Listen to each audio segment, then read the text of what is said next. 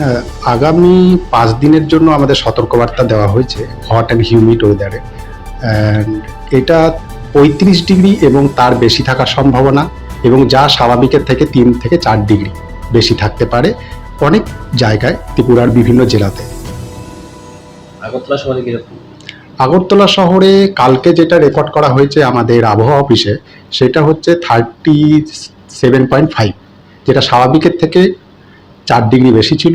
আর আজকে যেটা অবজার্ভ করা গেছে সেটা হচ্ছে 37, সেটা স্বাভাবিকের থেকে 3.7 ডিগ্রি সেলসিয়াস বেশি ছিল। বৃষ্টি কি কোনো সম্ভাবনা রয়েছে?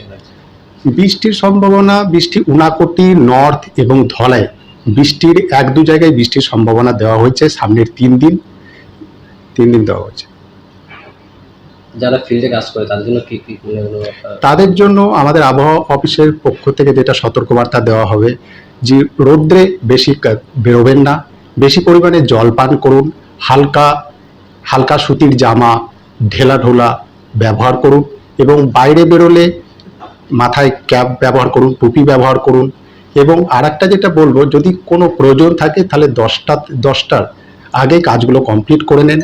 আর গর্ভবতী মহিলারা বেশিভাবে সতর্ক থাকবেন, এটাই। আর আরেকটা যেটা মেন, যে ওআরএস বা ওআরএসই করুন, লেবু পানি বেশি করে খান এই গরম থেকে বাঁচার জন্য, গরম এবং হিউমিড ওয়েদার থেকে বাঁচার জন্য।